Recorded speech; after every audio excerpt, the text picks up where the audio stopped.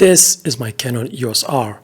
This is my main camera since September 2019. After 16 months of using it extensively, it's time to talk about how I actually feel about this camera. So here are the topics from this video. A short list of pluses and minuses of this camera. Is it worth making the switch from DSLR to mirrorless? And do I ever plan to go back using a DSLR in the future? And finally, is it still a competitive camera to buy in 2021 while the new Canon EOS R5 is on the market? These are the things that I want to talk about, so let's get started with 5 minuses of the Canon EOS R. Minus number 1, battery life. This is probably the biggest minus of this camera, and even though it uses the Canon LP-E6, which is a battery of 1800 milliamps, which is also used by Canon 5D and 6D series, this is not enough. And when I need to photograph intensively, the battery is drained in about 3 hours. The cold doesn't seem to affect this battery too much. I was photographing in Lofoten Islands at minus 20 degrees and it was fine.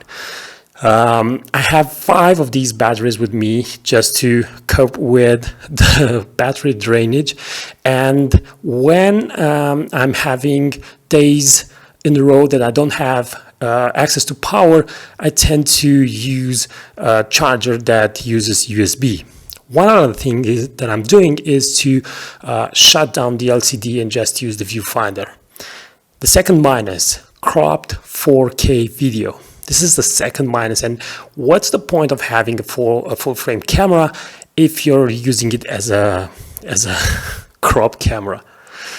30 frames per second is available only in NTSC format if the lens has the image stabilization turned on, the motor constantly running.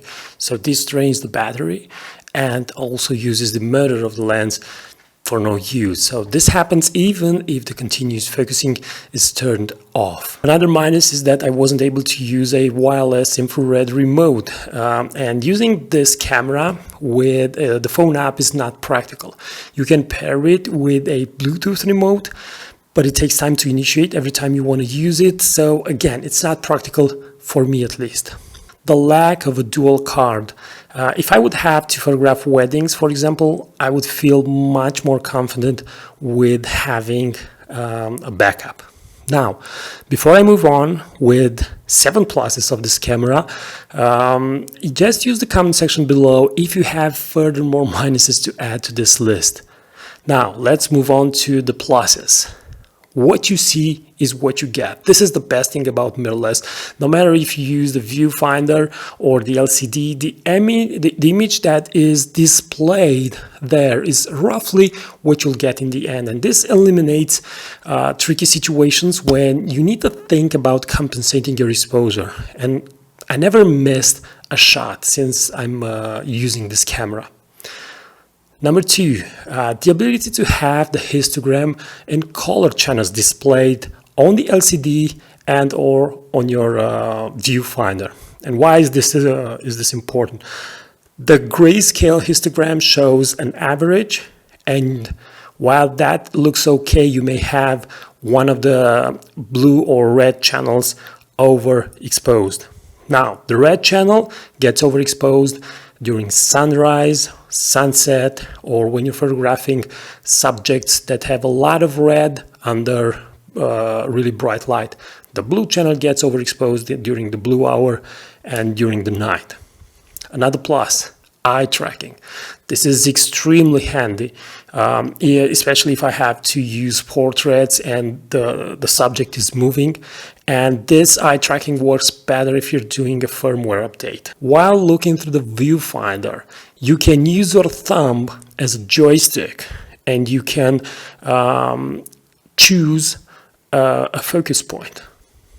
When you bracket, another plus, when you bracket and the camera is set to take only 2 exposures, when you have pressed the shutter, you get to see the second image along with its histogram. And this is very useful because you get to see if it's enough, if your compensation is enough to capture every tone. The camera comes with an adapter, and you can use the EF lenses that you would have with your DSLR. And this is major because you don't need to invest in a lot to buy new lenses. No more back and front focus because there is no mirror and the image is formed right on the surface of the sensor. And now I'm using a lot my 50mm 1.4, which was a nightmare to use on a DSLR. Now, if you think there are pluses that I overlooked, just again, use the comment section below and add to this list. Now, let's talk about is it worth making the switch from a DSLR to a mirrorless, and if I plan to go back to a DSLR.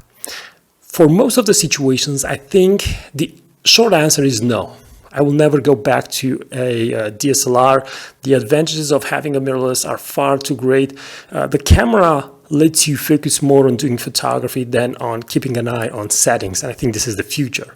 There are also some particular situations when you would choose a DSLR, for example, in really remote places where access to power is made once every few days. I would take a DSLR with me in that situation because the battery life is far better. But would I ever buy a DSLR again? No. I think mirrorless is the future. I have a lot of DSLRs, so if I need, I will use one of those. And the final point of this video, is it still worth buying this camera in 2021 when the Canon EOS R5 is on the market? So if you're thinking of buying one of these two cameras and you don't know exactly what to choose, here are some things to consider.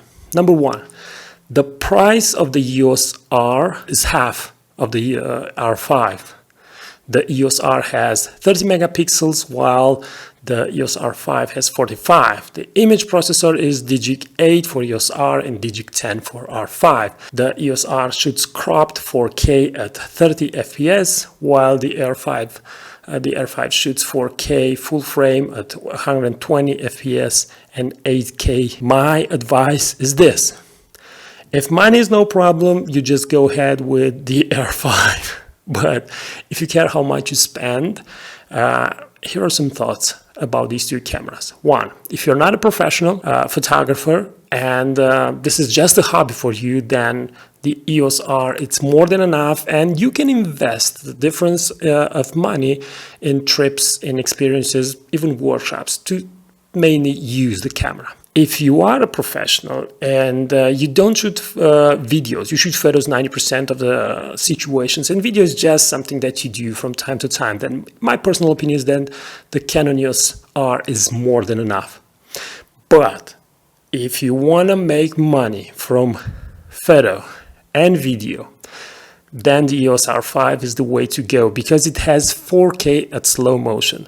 Now it has also the 8K option, but in 99.99 situations right now, 8K it's not necessary. So just for the slow motion of the 4K, I think it's worth buying this camera. This is my long-term review with the Canon EOS R. Now, if you also own this camera, just use the comment section below to tell me what you think about it.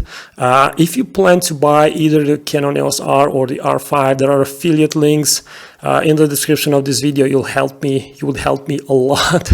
And until next time, keep on photographing. It's the only way to get better. Thanks for watching, and bye-bye.